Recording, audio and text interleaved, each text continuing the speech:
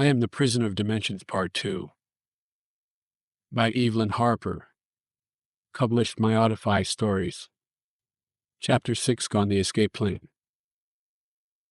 I pressed my ear against the cold wall, heart pounding. The silence between the walls wasn't empty, it was alive with fear, hope. Homer was on the other side, whispering through the cracks. Our voices carry the weight of months know. Here's a planning, the kind of planning that could break a man. I closed my eyes, trying to trust a plan. Trying to trust Homer. Trusting Homer. It hadn't been easy to trust him at first. Hath's manipulations had twisted the lines between friend and foe, blurring our ability to see clearly. Homer had been in this hell longer than any of us, and there was always that non-question: how far had he been pushed? Was he still one of us? But over time, trust wasn't a choice, it was a necessity. Homer had taken risks I couldn't imagine, passing messages and small acts of defiance that made him the backbone of our fragile risk. His eyes, once full of doubt, now reflected a quiet confidence. Homer was the one light in this glass prison that didn't flicker. One night, through the whispers, he told me about a flaw in Hatchertain, the tiniest sliver of hope. He doesn't lock the door when he comes in after the shift changes, Homer had said. That was our opening, small, but in a place like this, small was everything. Trust came with a cost. Every step we took toward escape came with a risk, and that risk was death. Trusting Homer wasn't just about relying on him, it was about giving him the power to end or save our lives. I had no choice but to give him that power, strengthening the bond with fellow captives. As the days continued, I knew our escape wasn't just about me or Homer. We had to move as one, each person playing a part in a weak link. In captivity, he either come together or he fall apart. The others, Rachel, Scott, Renata, had endured their own personal hell shaped by Hat's relentless experiments. And yet we had each other. We whispered through the walls, our voices weaving a web of solidarity stronger than the glass that separated us. In those small moments between the experiments, we shared not just our plans but our lives, our regrets, and our past. We were no longer strangers, we were bound by something deeper: survival. But trust among captives is fragile. One moment of weakness, one word said to happen, fear or desperation, will bring everything down.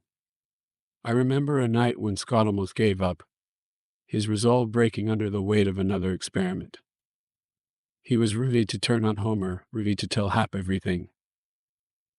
It was Rachel who stepped in, her quiet strength surprising all of us. She didn't raise her voice. She didn't beg. She simply reminded Scott the Hap may own our bodies, but he didn't own our souls. It was enough to pull him back from the edge. Our bond solidified in that moment, stronger than glass and fear. Watching and waiting. The waiting was torture. Every day felt like an eternity stretched out before us, a slow motion, ticking of a clock we couldn't see. Hap had no idea how closely we watched him. We memorized his every movement, the way he paced, the moments of hesitation when he approached ourselves. We knew his schedule better than he did. I would sit for hours, staring at the reflection of my own hollowed eyes in the glass, timing his footsteps. His routine was a constant, but we needed something more than that. We needed his arrogance, his overconfidence.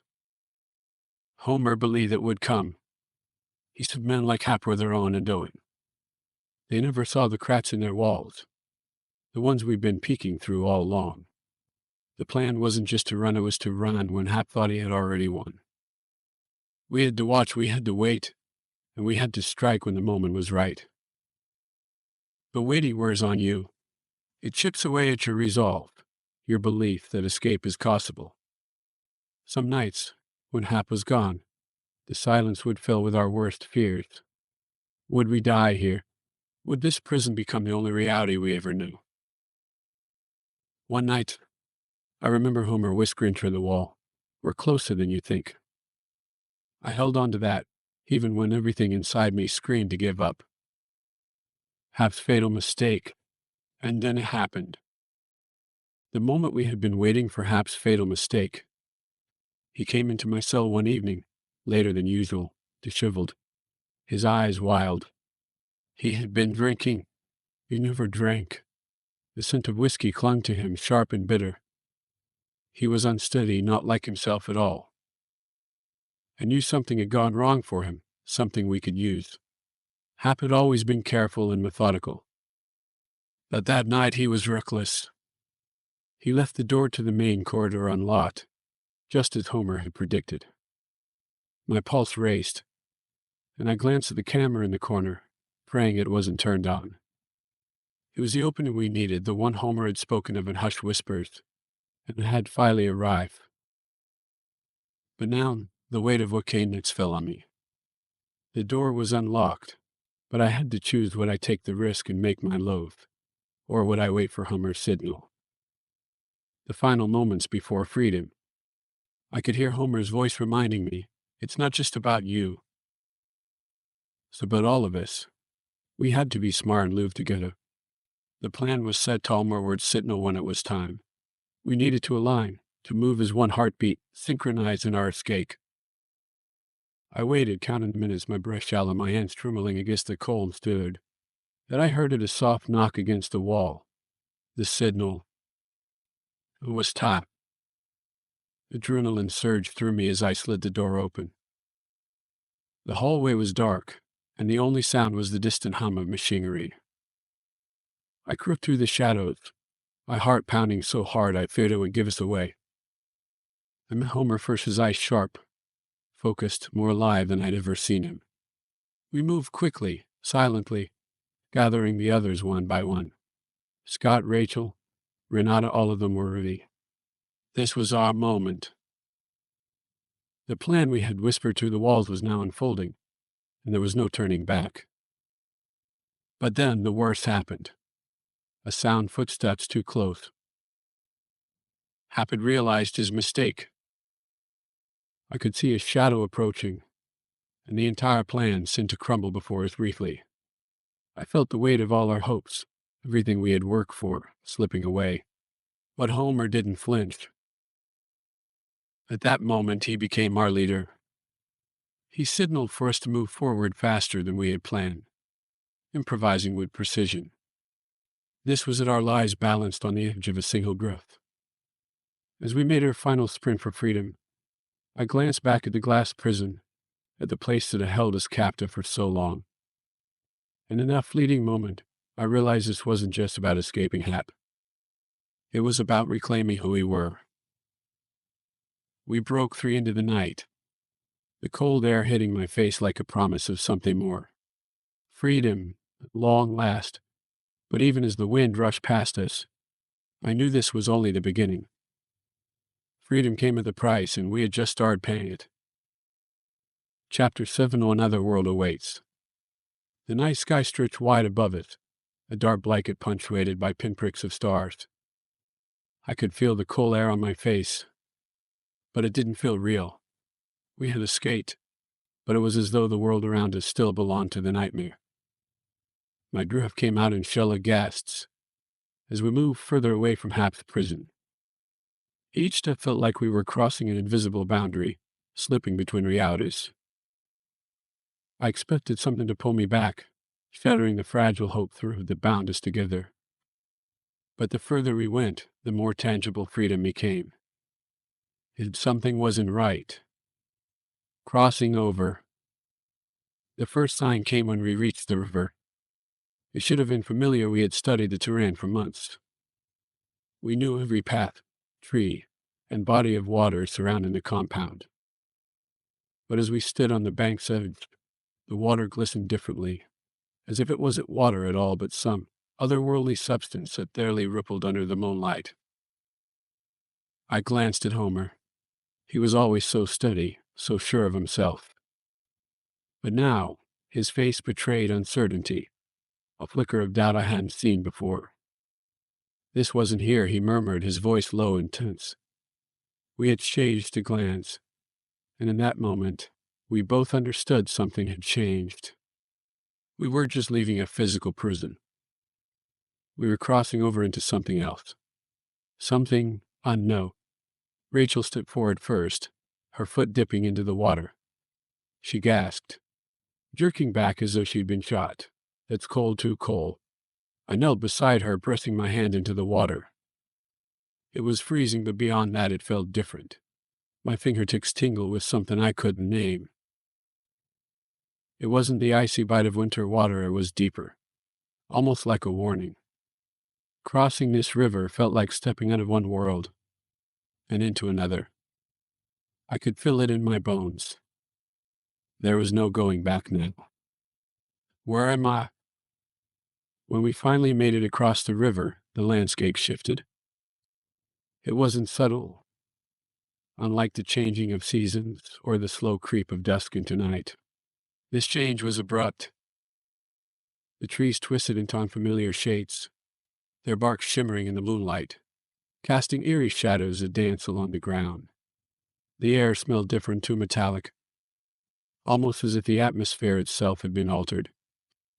I glanced back at the river, now a shimmering divide between where we had come from and where he stood. The question gnawed at me, where are we?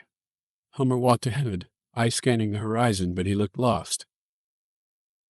This wasn't the world we had studied on our mats, the world we had dreamed of escaping.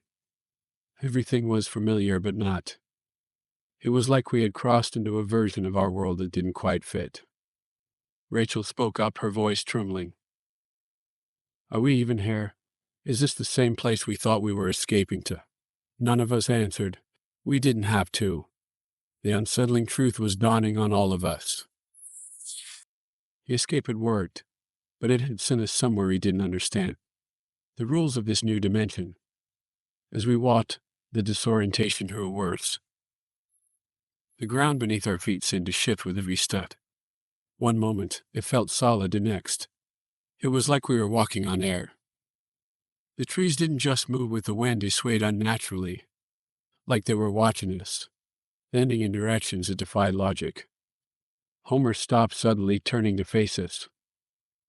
"We need to figure this out." His voice was calm, but his eyes betrayed his inner turmoil. "This place, it doesn't follow the same rules." He was right. Nothing here made sense. The landscape seemed to ripple, as though it was alive and changing with our movements. It was initially subtle, just the odd sensation of being watched, thunder lurking just out of sight. But the deeper we went, the more apparent it became. Time didn't feel linear. I checked the sky, watching the moon. It had moved faster than it should have. Minutes felt like hours and hours like seconds. There was no sense of rhythm, no predictability. "We need to set some rules of our own," Rachel said, her voice stunning, "or we'll lose ourselves in this place." I nodded, though I wasn't sure how to control something we didn't understand. But we needed boundaries, some way to orient ourselves in this reality that seemed to resist understanding. We agreed to stay close and mark our path whenever possible. Homer insisted on keeping track of time, even though time didn't seem to behave as it should. Imposing order was futile, but it gave us purpose. We clung to these small acts of control because the alternative was unthinkable. The fear of the unknown. It didn't take long for the fear to settle in. Fear of the unknown is the most primal fear of all. We were in a place that defied logic and resisted every effort to make sense of it. And that fear gnawed at our minds, turning the smallest shadow into a looming threat. Renata was the first to break. She had been quiet since we crossed the river, her eyes wide, darting from side to side, as though expecting something to jump out from the shadows. Finally, she stopped, shaking her head. "We need to go back, we can't stay here." Homer moved toward her, trying to calm her, but she backed away, her breath coming in short, sharp bursts. "I'm serious, this place is wrong, we're better off in the glass cages." At least we knew it was coming. I couldn't blame her. The uncertainty of this new dimension was maddening. Every tree and every rock seemed to hold a secret we couldn't access, and the more we tried to push forward, the more it felt like we were sinking deeper into a world we weren't meant to be in. But going back wasn't an option. I glanced at Homer, knowing he was thinking the same thing. Going back meant death, or worse, being captured again by Hat. We have to keep moving, I said, my voice firmer than I felt. We're too far and now there's no turning back. Renata didn't argue, but her eyes remained wide, filled with the same fear we all felt to try to bury. The unknown loomed ahead of us, fast and terrifying, but it was our only way forward. Searching for familiar faces.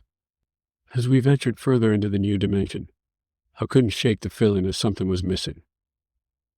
It wasn't just the strangeness of the world. It was the absence of familiarity. I had expected that once we escaped, once we crossed over, there would be people, someone. Anyone. Faces I knew. Faces that could guide us and reassure us that we hadn't made a terrible mistake. But the landscape remained desolate. Empty.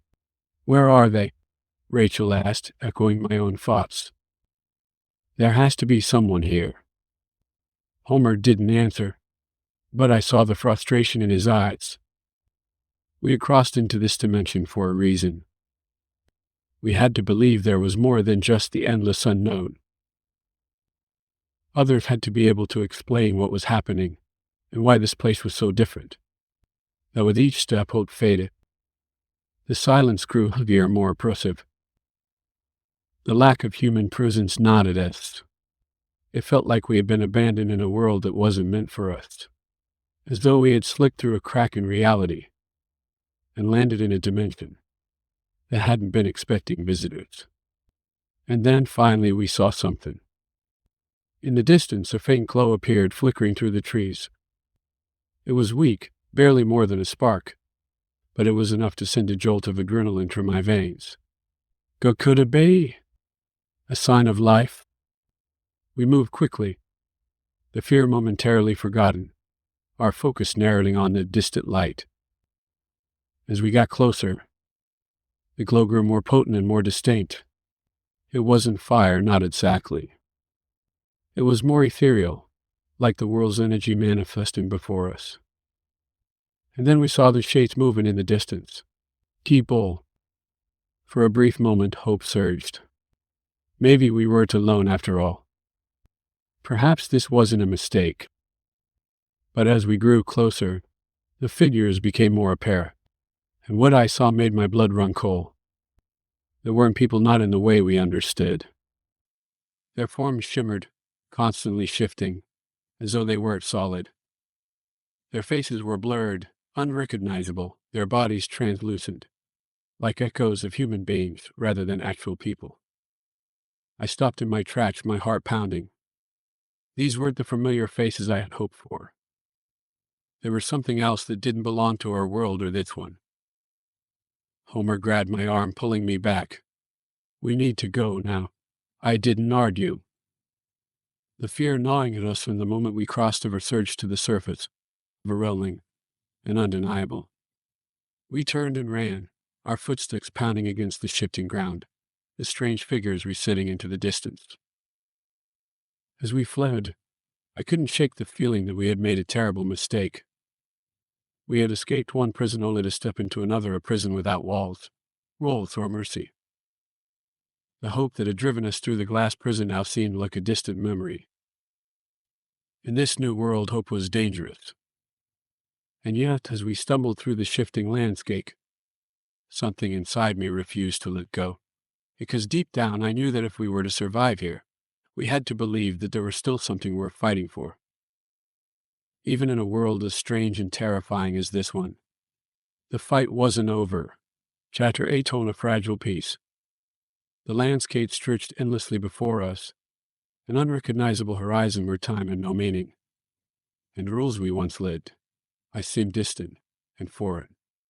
We had crossed over into a new reality, a world so different from our own, that every step felt like walking through a dream, a nightmare. Nothing felt solid, not even the ground beneath our feet.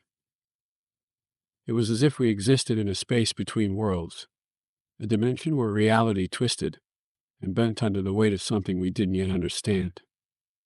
We had escaped the physical prison, but traded it for another place that offered no comfort or safety. The silence was deafening, and the sense of unease clung to us like a second skin. Every breath felt heavier than the last, and the air carried a strange, almost metallic taste. It was as if the very fabric of this place was alive, watching us, waiting for us to make a mistake. But we couldn't stop. Stopping meant surrendering, and we hadn't come this far to give up. Adjusting to the new reality. The first few hours in this new world were the hardest. We tried to make sense of the shifting landscape, to ground ourselves in something familiar, that there was nothing to hold on to. The trees bent at odd angles, their branches curling in unnatural directions. The sky was an endless stretch of gray, devoid of sun or stars, and yet there was light diffused and traceable, as if it seeked from the ground itself. Rachel had been the first to speak after we crossed over, her voice barely above a whisper. "This can't be real," she said, her hands trembling as she reached out to touch the bark of one of the twisted trees. Her fingers sank into the surface not like wood, but like something softer and more malleable. She jerked her hand back, her face pale with fear. "What is this place?" None of us had an answer. We were trapped in a world that didn't follow the rules. Gravity felt heavier here, pulling at our limbs, making every step feel like wading through thick mud. The air was dense, pressing against our skin in a way that made breathing hard. And then there was the strange sensation that we weren't alone, that this place was watching us, observing our every move. It didn't take long for the panic to set in. "We need to find shelter," Homer said, his voice steady despite the fear I knew was gnawing at him. Homer always had a way of grounding us, even when the ground itself felt like it might give way beneath us. But finding shelter was easier said than done. Nothing in this place felt safe. The trees weren't solid enough to lean against, and the ground seemed to shift and ripple beneath our weight. We had no sense of direction, and no landmarks to guide us. We were adrift in a world that didn't want us here. "We'll keep moving," Homer insisted, his jaw set with determination. "We can't stop now, not when we've come this far." Homer struggled. For so long, Homer had been our strength, the one we turned to when things seemed impossible. But I could see the cracks starting to form in. He carried the weight of our escape on his shoulders, but that burden was heavier than ever in this new world. He didn't talk about it, of course. Homer never did. He kept his cane locked away, buried deep beneath layers of stoicism and determination. But it was there, just beneath the surface, waiting to break free. I watched him as we walked, his eyes scanning the horizon for anything that might make sense of this place. But there was nothing to find. There were no clues, no answers, just more of the same shifting grid-like landscape. "Homer," I said quietly, falling into step beside him, "we need to rest." He shook his head. "We can't, not yet. We've been walking for hours," I pressed. "You're exhausted. We all are." Homer glanced over at me, and for a moment, I saw the fear in his eyes, the doubt that he was trying so hard to hide. It was a brief flash of vulnerability, gone as quickly as it appeared. "I can't stop," he said, his voice low. "If I stop, I'll lose it." I didn't ask him what he meant. I already knew. Homer was battling something more profound than the exhaustion that weighed on all of us. He was fighting the memories of what happened done to him, the experiments, the near-death experiences that had shattered his sense of reality. In a way, Homer had been broken long before we crossed over into this strange new world. And now this place was threatening to hurt him all over again. But there was nothing I could do. We were all fighting our own battles, and Homer's was one he had to face on his own. The question of time. One of the first things we noticed in this new reality was that time didn't flow as it should. It was initially subtle, a sense that hours passed in the blink of an eye, or that minutes dragged on for what felt like days. But as we continued our journey through the shifting landscape, It became clear that time was broken here. There were no sunsets or sunrises, no clear division between day and night. The sky remained the same dull gray, an endless stretch of monotony that made it impossible to gauge how long we had been walking. And yet, our bodies told us that time was passing. We grew tired, our muscles aching with the strain of constant movement. That the world around us gave no indication it changed. It was disorienting, to say the least. We had no way of knowing how long we had been here, no way of measuring the passage of time. Hours, days, weeks all blended together in a haze of confusion and exhaustion. Scott was the first to mention it. "How long has it been?" he asked one night as we sat around a small fire that we had somehow managed to start, with the few supplies we had left. The firelight flickered weakly, barely illuminating our faces. Homer glanced at him, his expression unreadable. "Does it matter?" Scott frowned. "Of course it matters. We need to know how long we've been here. How long we've been walking." "There's no way to know," Homer replied.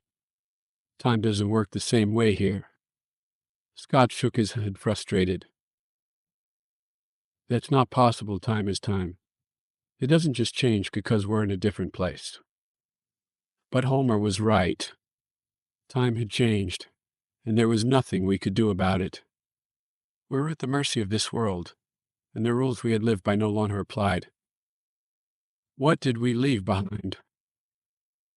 As the days or hours or weeks blurred together, I couldn't help but think about what we had left behind. The world we had escaped from felt so distant now, as if it existed in a different lifetime. We had fought so hard to break free from Hap's prison that now that we were here, I found myself wondering if we had made the right choice. We had escaped one prison, yes, but we had entered another.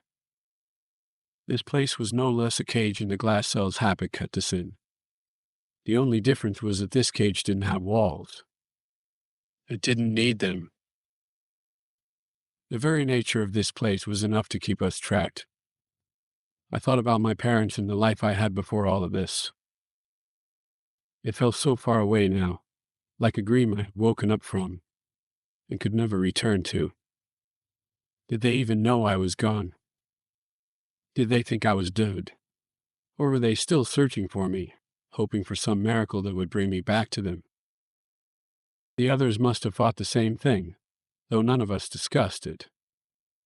We all agreed that the past was too painful to revisit. We couldn't afford to dwell on what we had lost not here, not when survival was the only thing that mattered.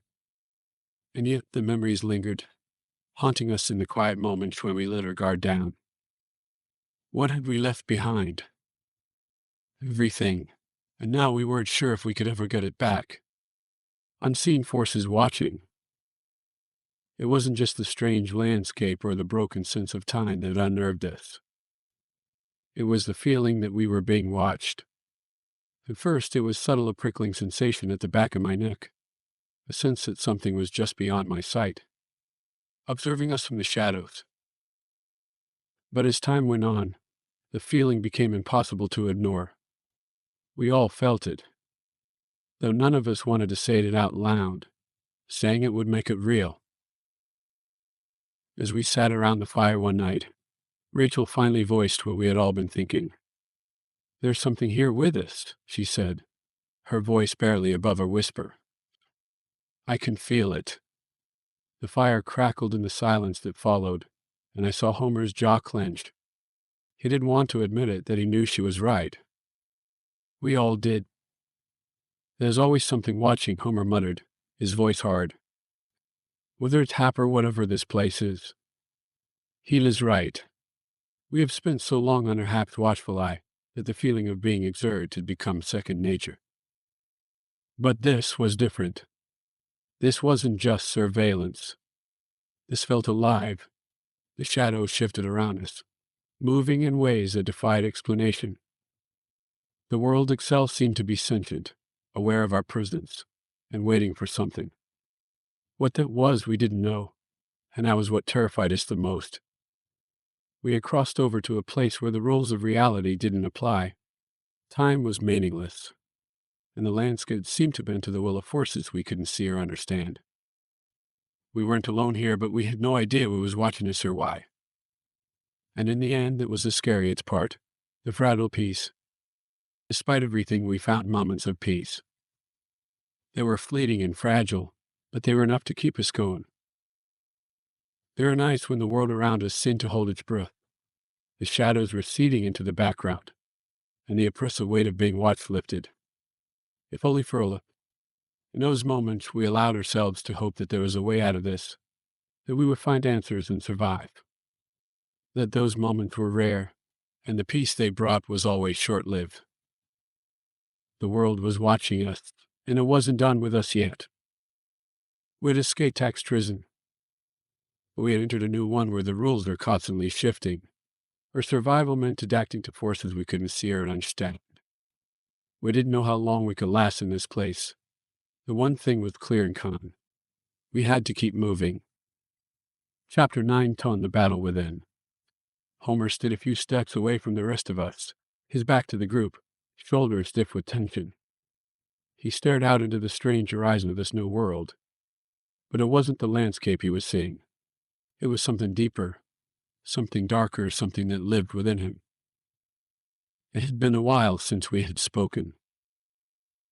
The air was thick with an unspoken understanding that we were in more danger than we realized. The Homer carried something heavier.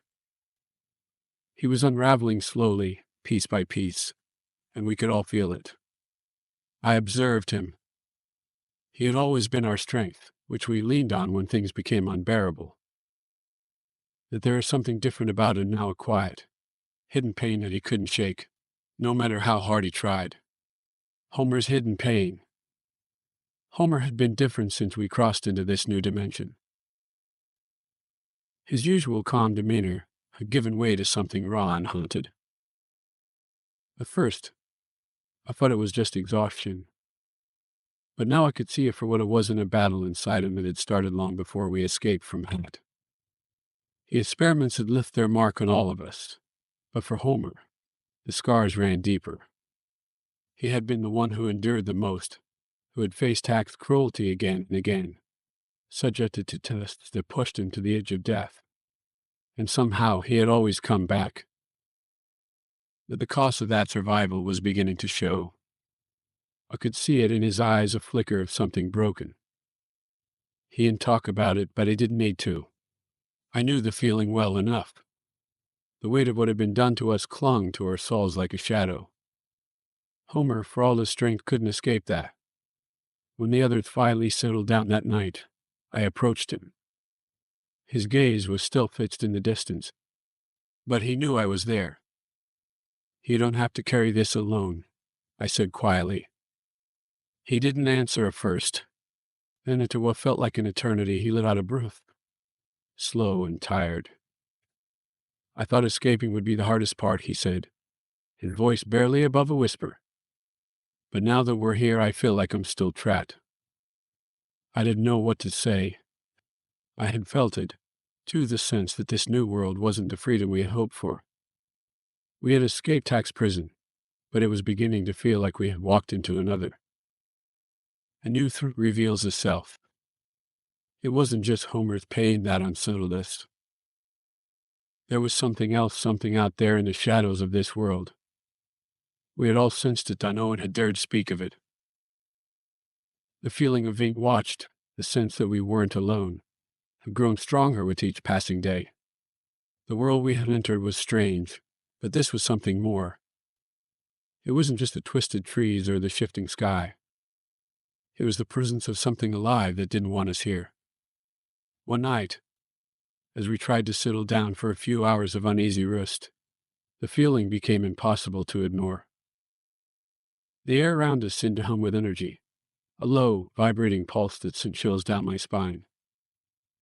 I wasn't the only one who noticed it. Rachel sat up suddenly, her eyes wide with fear. "Do you hear that?" she whispered, her voice trembling. We all did. Faint rustling, a movement just beyond her line of sight. It was subtle, almost imperceptible, but it was there. Homer stood up, his body tense, eyes scanning the horizon. "Something's coming," he said, his voice tight. "We need to move." We didn't argue. There was no time to question what we were hearing. We had learned long ago to trust our instincts. And right now, those instincts were screaming at us to run. We gathered what little we had and started moving, our footsteps silent but hurried. The rustling grew louder and closer. Whatever it wasn't far behind. We kept our pace quick but steady, trying not to break into a full sprint. Panic would only make things worse, but the fear was palpable. A heart pounded in my chest, each beat echoing in my ears as we navigated the unfamiliar terrain. But no matter how far we went, the feeling of being followed never left. We were being hunted, and we had no idea what was out there. Battling Hap's legacy. As we moved through the strange, shifting world, I couldn't shake the feeling that Hap's legacy was still with us. His cruelty and experiments had changed us in ways we couldn't fully understand. Homer especially seemed to struggle with it. The scars that Hap had left on his mind ran deep, and now in this new world it seemed to fester, growing darker with each passing day. It was as if Homer couldn't escape the shadow of what had been done to him, even though we had left the physical prison behind. One night, as we set up a temporary camp in what appeared to be a small clearing, Homer finally broke the silence. "I can still feel him," he said, his voice low but filled with tension. "It's like he's still inside my head, pulling the strings." I frowned. "Hap isn't here," I said, though even as the words left my mouth, I wasn't sure I believed them. "We're free now." Homer shook his head. "Are we?" He glanced around at the unfamiliar landscape, at the twisted trees, and the ever-shifting sky. "This place is just another cage, and the worst part is, I don't even know if I want to leave it."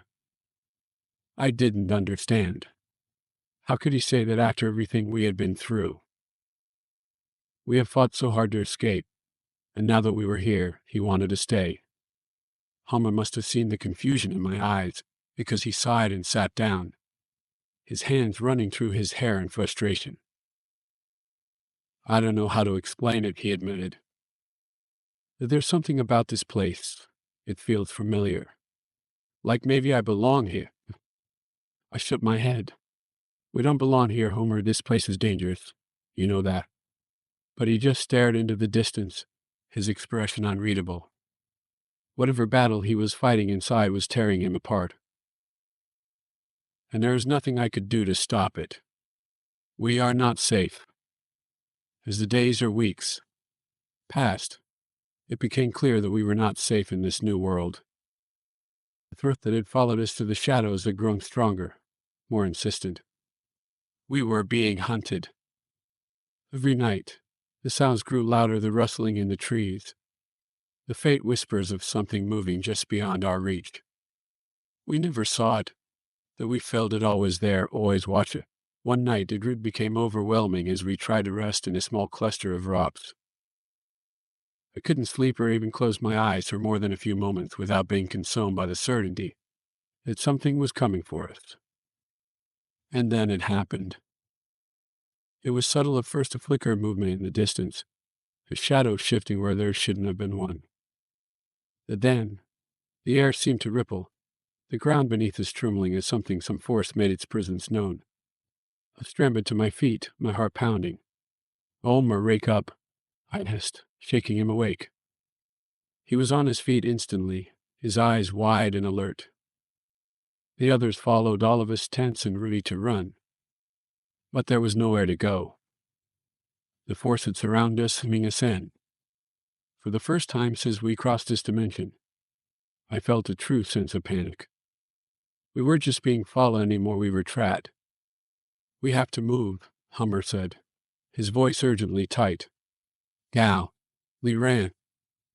The ground shifted beneath us, the trees twisting and bending unnaturally as we sprinted through the darkness. The air was thick with a sense of danger, and every breath was a struggle as we fought to outrun whatever was chasing us. But no matter how far we went, the prison's fallout. It was relentless, a force that couldn't be escaped. Secrets of the New World. As we continued to flee, it became clear that this world held secrets we hadn't begun to understand. There were moments, brief flashes of clarity when the landscape seemed to shift in ways that revealed something deeper, something hidden. The trees, the sky, the very ground we walked on, it all felt like part of a larger design. I couldn't shake the feeling that we were part of something bigger, that this world wasn't just a place, it was a test. But a test of what? Survival, strength, or something more. There are times when I thought I saw something in the distance, a figure, a shape, something watching us from the edge of the horizon. But when I tried to focus, it disappeared as if it had never been there. We weren't just being hunted by the creatures of this world, we were being studied and observed. The world itself was alive, and it was watching us. The why? What did it want from us? And more importantly, how long could we survive in a place that seemed determined to break us? The questions weighed heavily on me, but there were no answers. Not yet. The secrets of this new world were still hidden, buried beneath layers of shifting reality and elusive shadows. But I knew one thing for certain, we couldn't stay here much longer. The battle wasn't just against the creatures that hunted us, it was against the world itself. And if we didn't find a way out soon, we would be lost forever. And deep down, I wasn't sure if Homer even wanted to leave. That scared me more than anything else. Chapter 10, A Leap of Faith. The wind in this world was unlike anything I had ever felt. It didn't whisper through the trees or carry the familiar sense of earth and rain. Instead, it howled, angry and relentless, as if the world was fighting to keep us from making the next move. We had reached a crossroads, staying as dangerous, shifting dimension or leap into the unknown. Neither choice felt safe. Neither choice felt like freedom. I could feel the weight of the decision bearing down on me, suffocating in its enormity.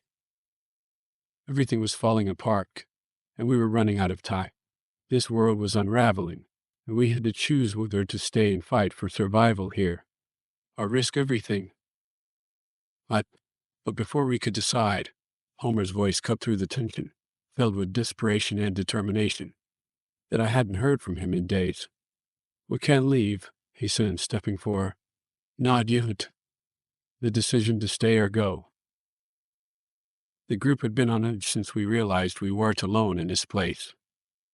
The unseen forces had grown bolder, their presence more tangible, and the shifting landscape more dangerous. Every step we took felt like walking on unstable ground, as though the earth itself might give way beneath us at any moment. "We have to go," Rachel insisted, her voice shaking but firm. "This place is breaking apart, you sing it, we've all seen it. We can't survive here." But Homer shook his head, his jaw clenched. "We can't just run." The tension between us was thick, each of us pulled in different directions by fear, hope, and uncertainty. I understood why Homer didn't want to leave. This world, despite its dangers, held something familiar for him. It reflected the battle he fought within himself, and he wasn't ready to let go. "Homer, we had to decide," I said softly, stepping closer to him. "We can't stay here much longer." He turned to me, his eyes filled with a pain that was hard to look at. "Do you really think the next place will be any different?" he asked, his voice low but intense. "We thought leaving Hap's prison would set us free, but look at where we are now. What if it's the same no matter where we go?" His words hit me harder than I expected. What if he was right? What if every world and dimension was just another version of the prison we had fought so hard to escape? The thought was unbearable, but it was also impossible to ignore. But staying wasn't an option either. This world was collapsing, the fabric of reality coming undone with every passing hour. The trees bent at unnatural angles, The sky shimmered with an otherworldly glow, and the ground beneath us seemed to ripple like a stone thrown into the water. It was as if this dimension was rejecting us. "We don't know what's waiting for us in the next world," Rachel said. Her voice steadier now. "But we can't stay here. This place isn't just falling apart, it's trying to destroy us."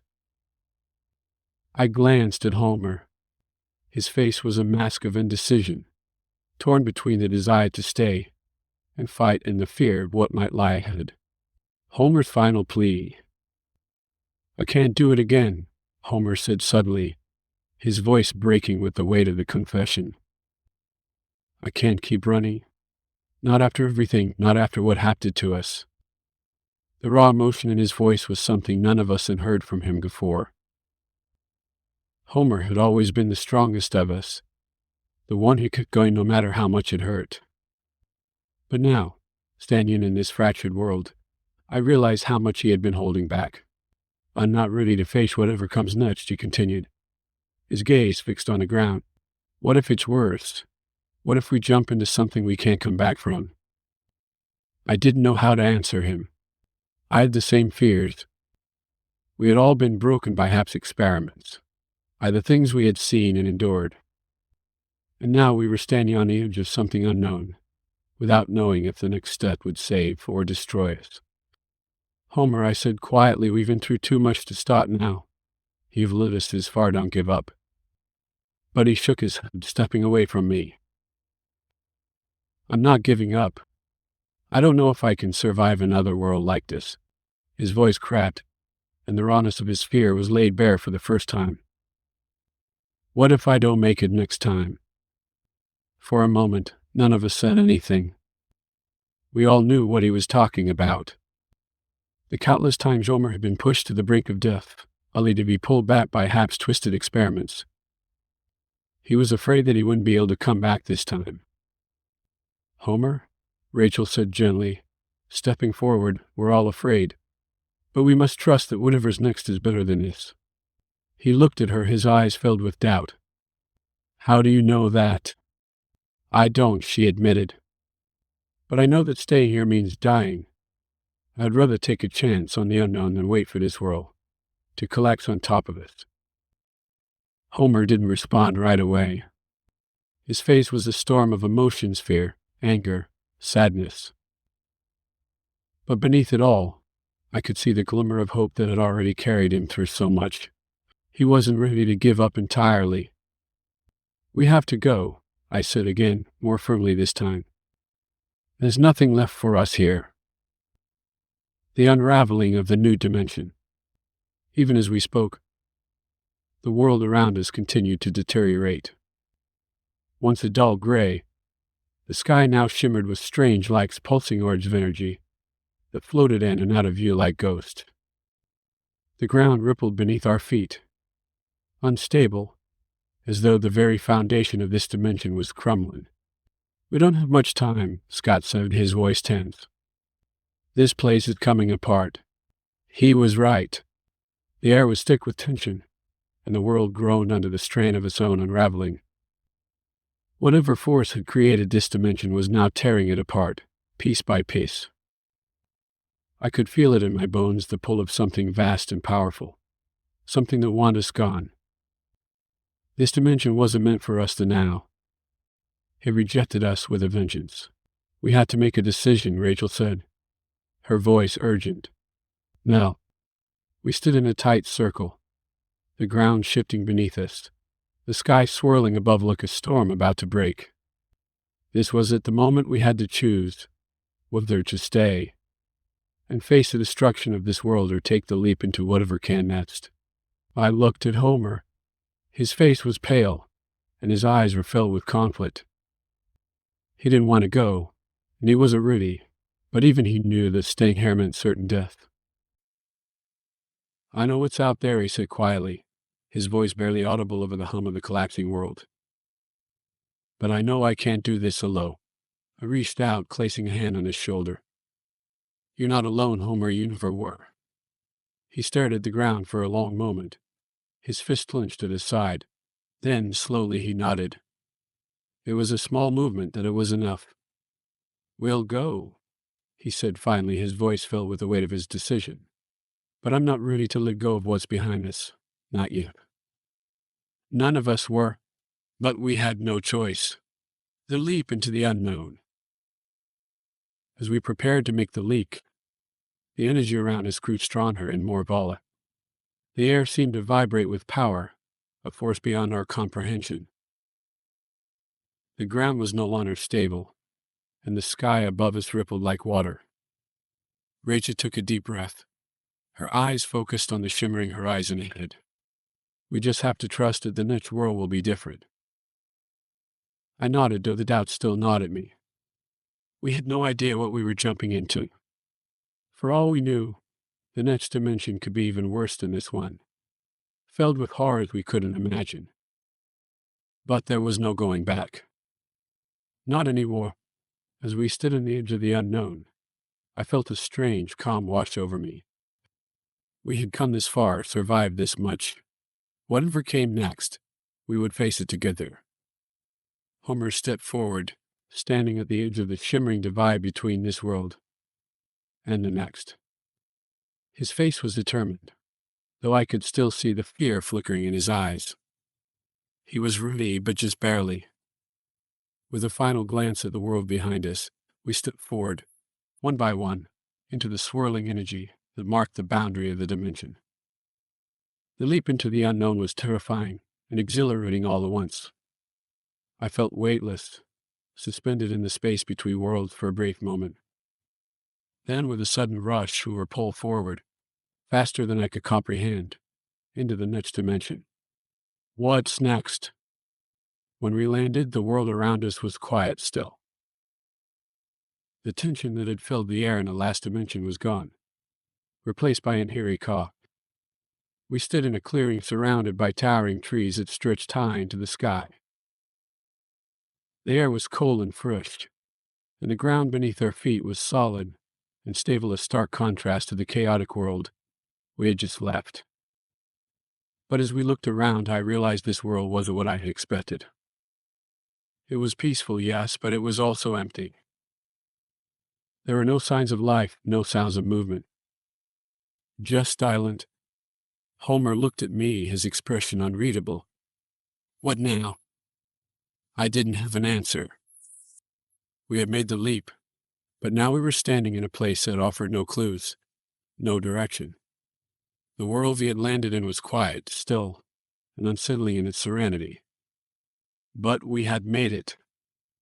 We had escaped the unraveling dimension, taken the leap into the unknown, and survived. Now readers had to figure out what came next.